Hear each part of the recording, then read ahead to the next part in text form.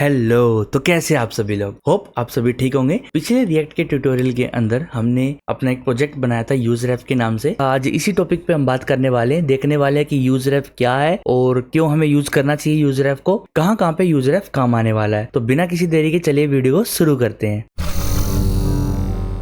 Welcome back guys, आप सभी लोग एक और ब्रांड न्यू वीडियो के अंदर। और आज की इस वीडियो में मैं आपको कराने वाला हूँ यूजरेफ हुक के बारे में। और पिछली वीडियो के अंदर हमने वाइट को इंस्टॉल किया था और वाइट से ये प्रोजेक्ट बनाया था, ठीक है। और आने वाली वीडियोस में जो भी मैं प्रोजेक्ट बनवाऊंगा ना, वो वाइट के थ्रू ही बनवाऊंगा, तो चलिए देखते हैं कि यूजरेफ क्या चीज है और क्यों हमें यूज करना चाहिए। अब मैं बात करने वाला हूँ यूजरेफ के बारे में। किसके बारे में? यूजरेफ के बारे में, ठीक है। तो यूजरेफ का यूज करने से पहले मैं आपको ना एक चीज बताने वाला हूँ। एक कंपोनेंट बनाऊंगा मैं यहाँ पे। सबसे पहले कंपोनेंट के अंदर एक फोल्डर बनाऊंगा टेस्टिंग के नाम से या फिर प्रैक्टिस के नाम से बना लेते हैं, प्रैक्टिस, ठीक है। और इसके अंदर मैं एक क्या कहते हैं उसको, कंपोनेंट बनाने वाला हूँ, ठीक है। और इस कंपोनेंट का नाम होगा testing.jsx, ठीक है। ये मैंने बना लिया। RCFE लिखूंगा और यहाँ पे RCFE में आना चाहिए था ना, सेव करते इसको। RCFE नहीं आ रहा, RFCE, हाँ RFCE में आ रहा है रिएक्ट का कंपोनेंट। और मैंने सेव कर दिया, ठीक है। यहाँ पर मैंने सेव कर दिया कंपोनेंट को। और इसके अंदर मैं कुछ चेंजिंग करने वाला हूँ। तो सबसे पहले एक काम करते हैं, app.js में जाते हैं और यहाँ से नैव बार को और टास्क मैनेजर को हटा देता हूँ,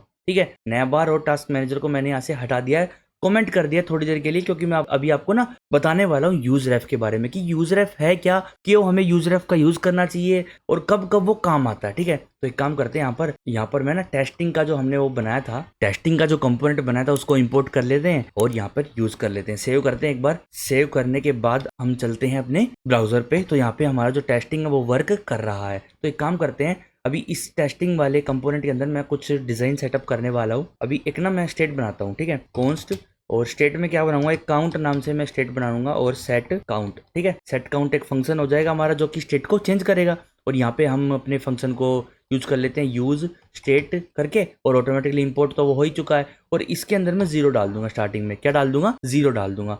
उसके बाद यहाँ पर मेरे को क्या करना है, ठीक है। उसके बाद मैं यहाँ पर काउंट को दिखा सकता हूँ, एक काम करते हैं, यहाँ पर एक बटन बना लेते हैं, यहाँ पे बटन, और बटन के अंदर मैं प्लस का साइन दे देता हूँ और एक साइन में माइनस का देता हूँ नीचे की तरफ, ठीक है। और इधर चलते हैं तो यहाँ पे हमारे काउंट बन चुके हैं, ठीक है। ये प्लस माइनस के बटन यहाँ पे बन चुके हैं। अब इसको थोड़ा सा स्टाइल दे देते हैं इसके अंदर, ठीक है। क्लास देंगे तो क्लास में सबसे पहले मैं इसकी विड्थ को फुल करूंगा और जस्टिफाई सेंटर कर देते हैं। जस्टिफाई सेंटर सेव करूंगा तो ये अभी भी यही है। एक काम करते हैं, थोड़ा सा इनको ना बड़ा कर लेते हैं। इसके अंदर मैं जाऊंगा यहाँ पे क्लास नेम और इसके अंदर पैडिंग दे दूंगा 4 की, और 4 की पैडिंग देने के साथ साथ एक काम करेंगे, थोड़ा सा ना इसका कलर जो है बीजी वो ग्रीन में कन्वर्ट करने वाला हूँ, ठीक है।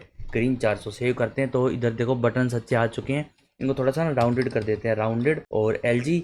और उसके साथ साथ एक काम करेंगे, यहाँ पर जस्टिफाई सेंटर मैंने किया था तो यहाँ पे मैं फ्लैक्स कर लेता हूँ, इसीलिए वो काम नहीं किया, थोड़ा सा गड़बड़ हो गई थी। और इसके अंदर गैप दे देता हूँ मैं, गैप अपना 3 का गैप आ जाए, काफी अच्छा रहेगा। देखो अच्छा दिख रहा है। अब इसको ना एक काम करते हैं, यहाँ पर ना हाइट को मैं ना H को 100 VH कर देता हूँ ताकि हमारी व्यू पोर्ट की हाइट आ जाए 100 व्यू पोर्ट हाइट। और उसके बाद आइटम्स को भी सेंटर कर देंगे। क्या कर देंगे? आइटम्स को भी सेंटर कर देंगे। तो यहाँ पे हमारे कुछ ऐसे बटन्स आ चुके हैं, है कि नहीं।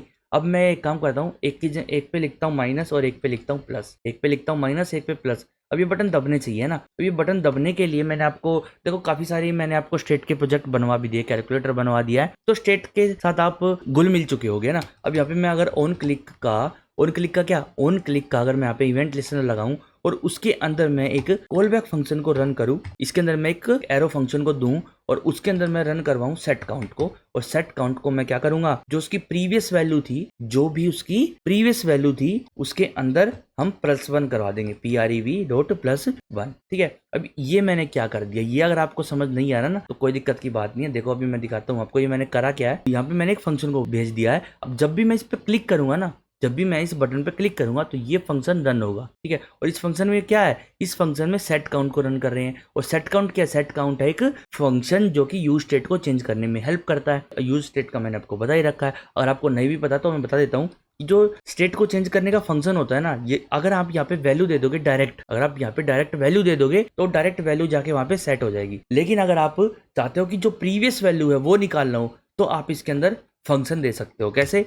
आप एक सिंपल एरो फंक्शन दे दो या कोई भी कैसा भी फंक्शन दे दो, और यहाँ पे आप अगर कर्ली ब्रैकेट लगाओगे तो आपको रिटर्न करवाना पड़ेगा, और अगर कर्ली ब्रैकेट नहीं लगाओगे तो ऑटोमेटिकली रिटर्न हो जाएगा। और इसके अंदर प्रीवियस वैल्यू आएगी। अब आप इस प्रीवियस वैल्यू को किसी भी टाइप के वेरिएबल में सेव करवा लो, वी में करा लो, वैल्यू में करा लो, प्रीव्यू में करा लो, किसी में भी करा लो। तो मैं प्रीवियस वैल्यू को ज्यादा प्रेफर करूंगा, PREV मतलब प्रीवियस वैल्यू, ठीक है। और यहाँ पे आप प्रीवियस वैल्यू का यूज कर सकते हो, +1 मतलब कि जो इसकी प्रीवियस वैल्यू है उसमें +1 हो जाएगा, ठीक है। लेकिन मैंने गलत बटन पर लगा दिया, ये बटन तो माइनस का है, तो एक काम करते हैं यहाँ पे +1 की जगह -1 सेट करते हैं, Ctrl+S करूंगा और यहाँ पे मैं अब अगर माइनस पे क्लिक करूं, देखो हमारी जो काउंटिंग है वो माइनस हो रही है, ठीक है। अब आप कहोगे यार यूज स्टेट तो हमें आता है, अब मैं इसको कॉपी करूंगा और इसके अंदर पेस्ट कर दूंगा और यहाँ पे कर दूंगा +1, ठीक है। हमने एक छोटा सा यूज स्टेट का काउंटर बना लिया यहाँ पर, ठीक है। अब इसको प्लस करूंगा तो काउंटिंग जो हमारी प्लस होती जाएगी और माइनस करूंगा तो माइनस होती जाएगी। तो यहाँ पे हमने नया क्या किया, देखो मैंने आपको बता रखा कि जब भी हम यूज स्टेट का यूज करते हैं ना, तो हमारा जो डोम है वो पूरा का पूरा री रेंडर होता है जहां जहां पर स्टेट का यूज किया गया है। तो स्टेट का यूज इस कंपोनेंट में किया गया है और इस कंपोनेंट में भी यहाँ पर किया गया है, तो ये पूरा का पूरा कंपोनेंट री रेंडर होगा, ठीक है। और अगर मैं इस स्टेट को किसी और कंपोनेंट में पास कर देता हूँ आगे, ठीक है, आगे मैं अगर इस स्टेट को किसी और कंपोनेंट में पास कर दूं, जब ये स्टेट चेंज होगी तो सिर्फ वो कंपोनेंट री रेंडर होगा, सिर्फ वो कंपोनेंट जो है वो री रेंडर होगा। तो ये सभी मैंने आपको बता दिया है, ऑलरेडी बता दिया है, ठीक है। अब बात करते हैं यूज रेफ की।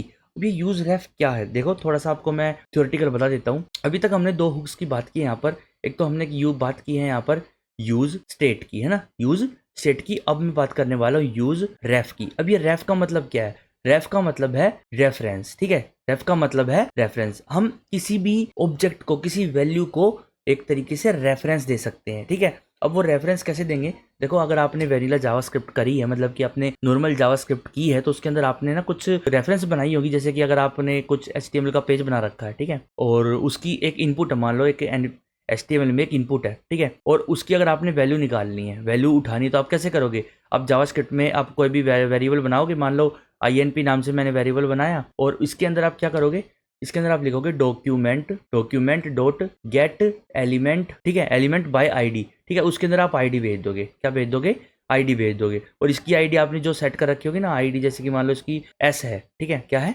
S नाम की ID है, तो वो S यहाँ पर आप भेजोगे और वो एलिमेंट वो ढूंढ के लेके आएगा और ढूंढ के लाके इस इनपुट नाम के वेरिएबल में रख देगा। ये पूरा का पूरा एलिमेंट इस इनपुट नाम के वेरिएबल के अंदर आ जाएगा, ठीक है। तो अब आप इस एलिमेंट को किसी भी तरीके से यूज कर सकते हो, जैसे कि इनपुट डॉट वैल्यू अगर आप लिखोगे तो इसके अंदर जो भी लिखा हुआ होगा ना इनपुट के अंदर, वो आपको मिल जाएगा, ठीक है। और अगर आप इसकी जो स्टाइलिंग है वो चेंज करना चाहो तो वो भी आप कर सकते हो, जावास्क्रिप्ट के थ्रू इजीली कर सकते हो। जो भी जावास्क्रिप्ट के डायरेक्ट फंक्शन होते हैं एलिमेंट के ऊपर डायरेक्ट आप लगा पाते हो, है ना।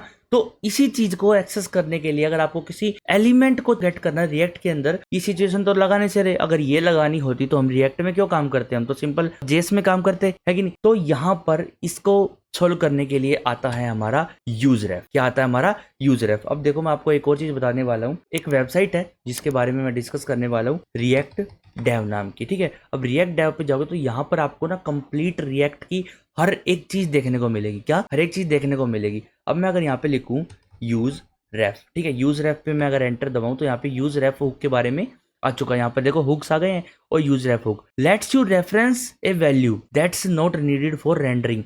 मतलब कि जब आप यूज स्टेट को रन करते थे ना, जब आप यूज स्टेट को रन करते थे तो वो क्या करता था, वो रेंडर करता था, री रेंडर करता था उस कंपोनेंट को। लेकिन जब आप यूज रेफ का यूज करोगे ना तो वैल्यू तो चेंज होगी पर वो री रेंडर नहीं करेगा, यूज रेफ से री रेंडर नहीं होगा हमारा प्रोग्राम। और एक और चीज मैं आपको दिखाने वाला हूँ, देखो अगर मैं यहाँ पे काउंट, जो हमारी जो काउंट है, इसकी जगह मैं अगर यूज रेफ यूज करूँ तो क्या होगा, आपको क्या लगता है क्या होगा। एक काम करते हैं, इसको कमेंट आउट करते हैं और एंटर दबा के मैं एक ना काउंट रेफ नाम से मैं वेरिएबल बनाता हूँ, ठीक है।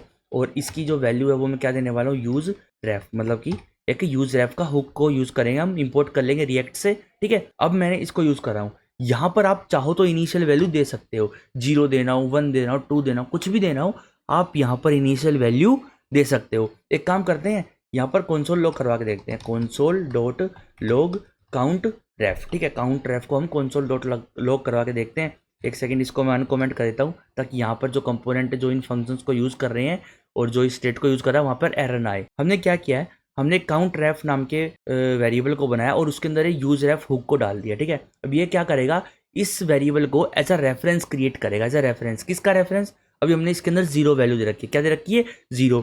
आप इसके अंदर वैल्यू भी दे सकते हो, आप इसके अंदर एलिमेंट भी दे सकते हो। कैसे देना है वो मैं बताऊंगा।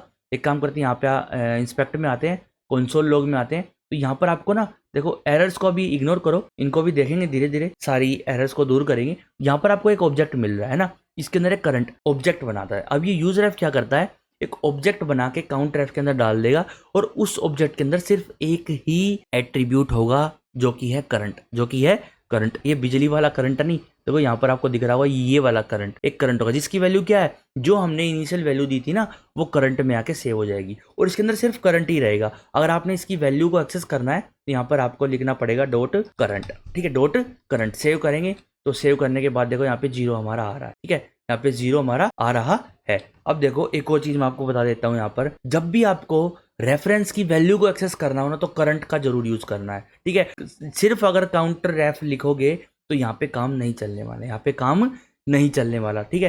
तो एक काम करते हैं, अब मैं स्टेट को हटा देता हूँ, अब मैं स्टेट को हटा देता हूँ, नहीं एक काम करते हैं स्टेट को रहने देते हैं। यहाँ पे मैं एक फंक्शन बनाता हूँ, ठीक है, यहाँ पे मैं एक फंक्शन बनाता हूँ, फंक्शन हैंडल ऐड। ऐड को हैंडल करना मतलब कि जब प्लस हो तो हैंडल करना है, क्या हैंडल करना है वो भी मैं इसके अंदर सेटअप कर दूंगा। एक तो भाई सेट काउंट जो है हमारा उसके अंदर प्रीवियस है, जो उसके अंदर प्रीवियस में ऐड कर दो 1, ठीक है। जो ये था हमारा ये मैंने डायरेक्ट यहाँ पर लिख दिया है ना।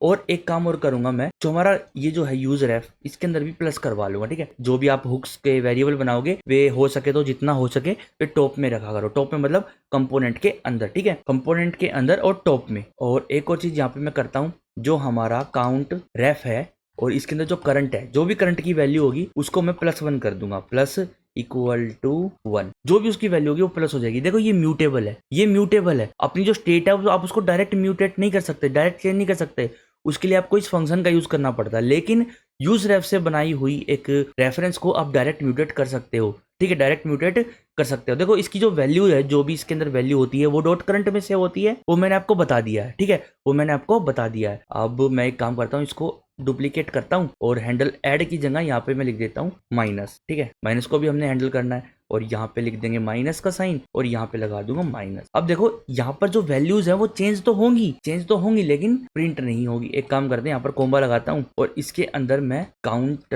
कोड ट्रैप लिख रखा है क्या मैंने, अच्छा मैंने ध्यान नहीं दिया, काउंट रेफ लिखना था मेरे को ये, और यहाँ पे गलती से एन की जगह आर लिखा गया, कोई दिक्कत की बात नहीं, इसको ठीक कर लेंगे। और यहाँ पर भी मैं काउंट रेफ रख दिया मैंने, ठीक है। अब देखो अब एक काम करते हैं, यहाँ से इन फंक्शंस को हटा लेते हैं, यहाँ पे डायरेक्ट मैं हैंडल माइनस लगाऊंगा और इसके अंदर मैं लगाऊंगा हैंडल ऐड को। सेव करेंगे और प्रोजेक्ट पे जाएंगे।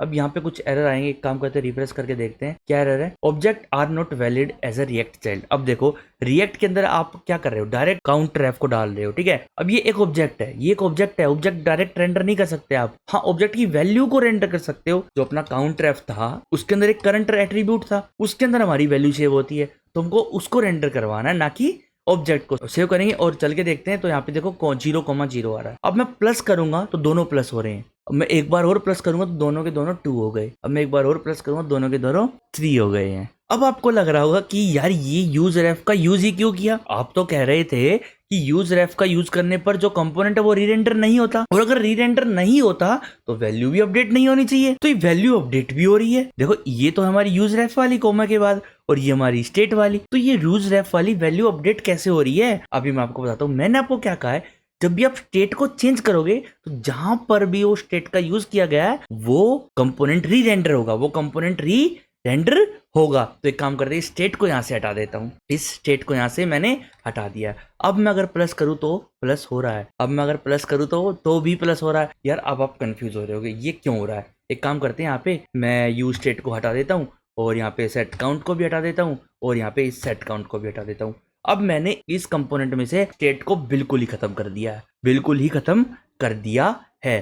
अब क्या री रेंडर होगा, क्या अब ये जो वैल्यू है हमारी वो री रेंडर होगी, देखते हैं अभी एक बार। एक काम करते हैं, तो जब भी मैं प्लस करूंगा जब भी माइनस करूंगा तो मैं अपनी वैल्यू को प्रिंट करवा रहा हूँ, ठीक है। एक बार रिफ्रेश कर लेते हैं और रिफ्रेश हो गया। जैसे ही मैं प्लस पे क्लिक करूंगा तो देखो 1 होगी वैल्यू 1 हो गई है, 1 की जगह 2 भी हो गई है। माइनस करता हूँ दोबारा से 1 हो गई है, प्लस करता हूँ बार बार, देखो वैल्यू बढ़ रही है, लेकिन यहाँ पे प्रिंट नहीं हो रहा। प्रिंट क्यों नहीं हो रहा, क्योंकि कंपोनेंट री रेंडर नहीं हो रहा। जब क्यों हो रहा, जब हमने इसके अंदर स्टेट यूज कर रखी थी और स्टेट क्या करती है, जब भी आप स्टेट को चेंज करते हो तो कंपोनेंट री रेंडर होता है। अब आप कहोगे जब यहाँ से हमने काउंट को हटा दिया तो कंपोनेंट क्यों री रेंडर हो रहा है? तो देखो मैंने यहाँ पर स्टेट को चेंज करने की कोशिश करी थी। कोशिश क्या, मैंने यहाँ पे स्टेट को चेंज किया और जैसे ही मैंने स्टेट को चेंज किया तो ये जो कंपोनेंट है टेस्टिंग का ये री रेंडर हुआ और री रेंडर होने के बाद जो करंट वैल्यू थी रेफ के अंदर वो चेंज हो गई। अब ये तो हो गया एक यूज रेफ का, ठीक है। अब मैं दूसरा यूज आपको बताने वाला हूँ, use ref same to same इसी के अंदर यूज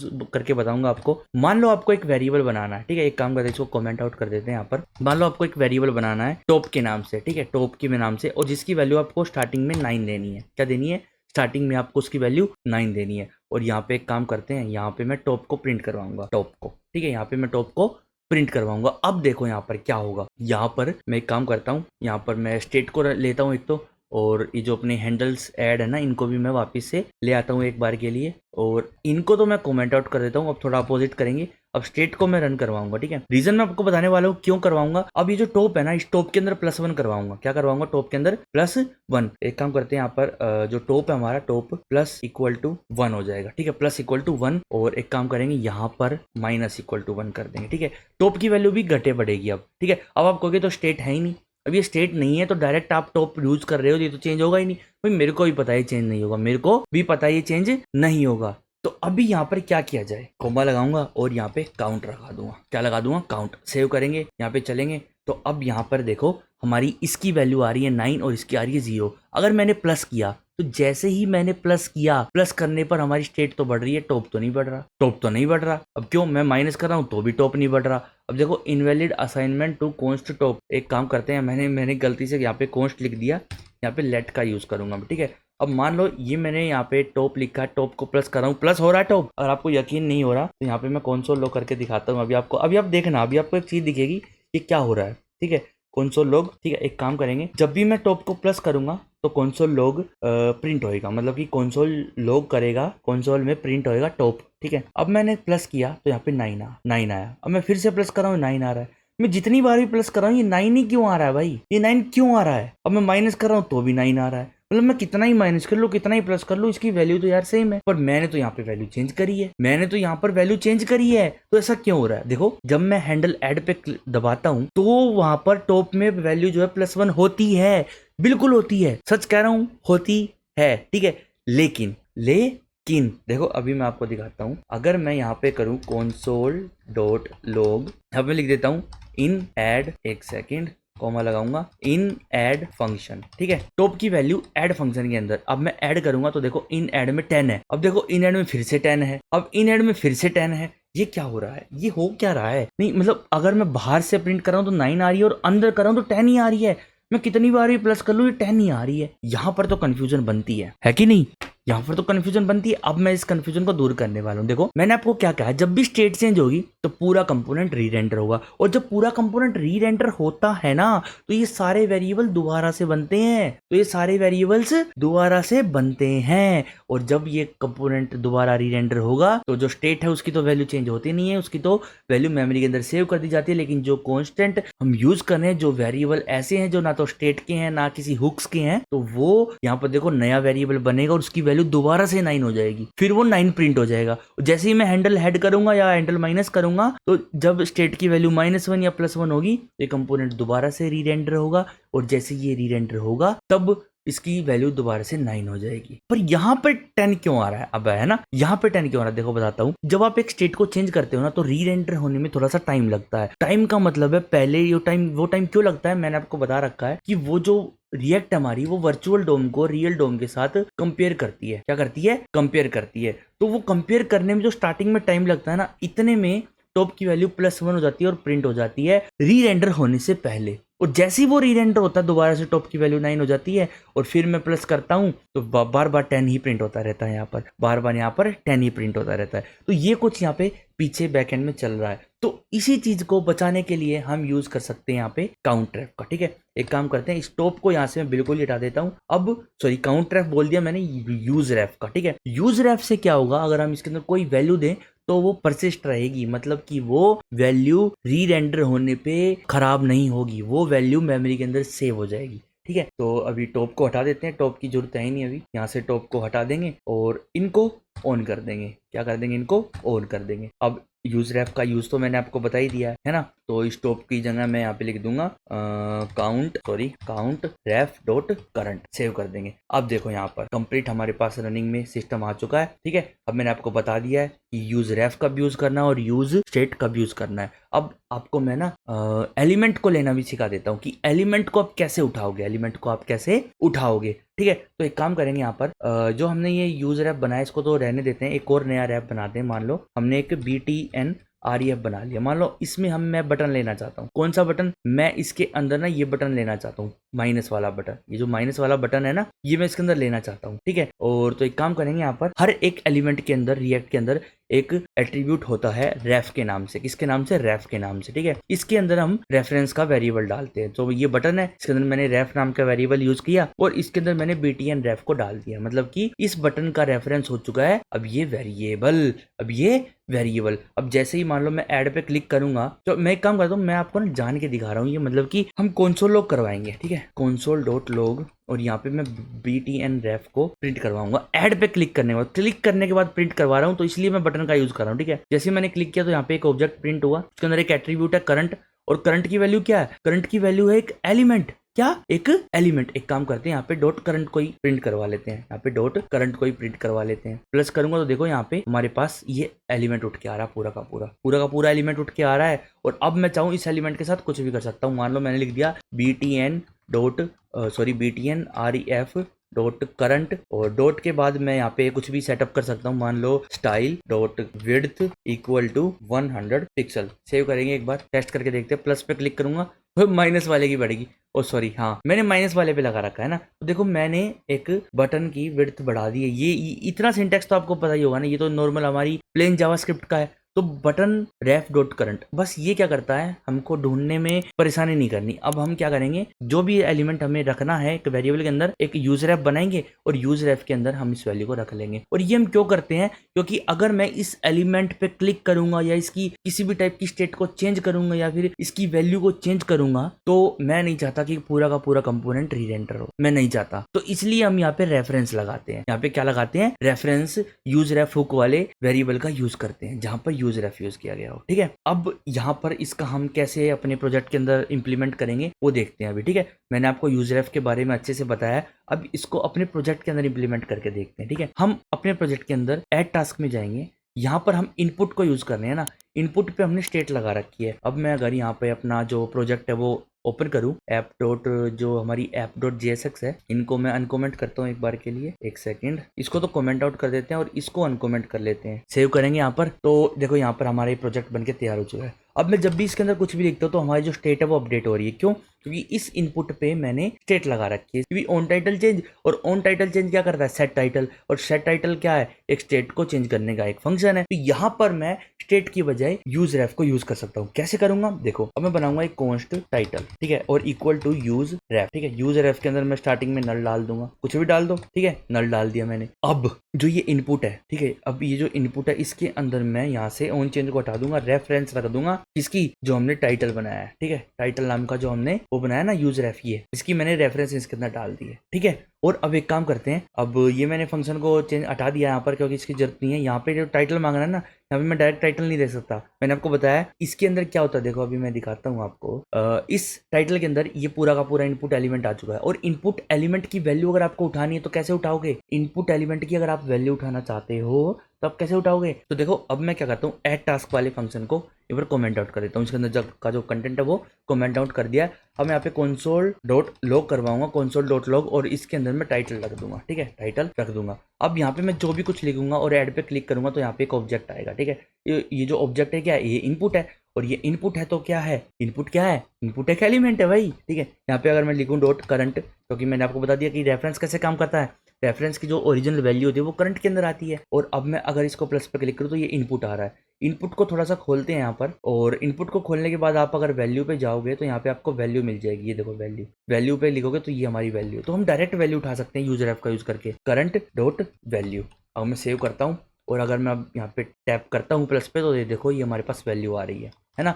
अब इसको चेंज करने पर हमारा कंपोनेंट री रेंडर नहीं हो रहा है क्योंकि मैंने इसमें यूज रेफ का यूज किया है। और री रेंडर हम इनपुट पे अगर हम स्टेट का यूज करेंगे तो वो जब री रेंडर होगा अपना कंपोनेंट तो वहां पे थोड़ी सी परफॉर्मेंस इश्यूज हो सकते हैं आपको। तो इसलिए जितने भी इनपुट हैं उन पे आप यूज रेफ का यूज करो। तो मैं आपको एक टास्क दे रहा हूँ इस वीडियो के अंदर कि जितने भी मैंने स्टेट्स लगा रखे इन सभी स्टेट्स को हटाओ और यहाँ पे यूज रेफ का यूज करो, ठीक है। और यूज रेफ का यूज करके आप इसको कंप्लीट करके दिखाओ, ठीक है। नेक्स्ट आने वाली वीडियो में मैं इसको कंप्लीट करूंगा और नेक्स्ट टॉपिक आपको कराऊंगा। और आज की जो वीडियो है गाइज वो यहीं मैं एंड करता हूँ। होप गाइज आपको वीडियो अच्छी लगी होगी और जो मैंने आपको टास्क दिया वो आप कंप्लीट करना। और फिर मिलता हूँ मैं आपको नेक्स्ट वीडियो के अंदर। तब तक के लिए guys smash that like button and subscribe our channel and share करो इस वीडियो को अपने दोस्तों के साथ जो भी रिएक्ट सीखना चाहता हो। एक फ्री कोर्स और बहुत अच्छा कोर्स अवेलेबल है यूट्यूब पर, आप आकर यहाँ पर सीख सकते हैं। और खाली वीडियो देखने से कुछ नहीं होगा, प्रैक्टिस करनी जरूरी है, प्रैक्टिस करनी बहुत जरूरी है, ठीक है। तो चलिए गाइज मिलते हैं फिर नेक्स्ट वीडियो के अंदर। तब तक के लिए guys bye bye, see you in next video.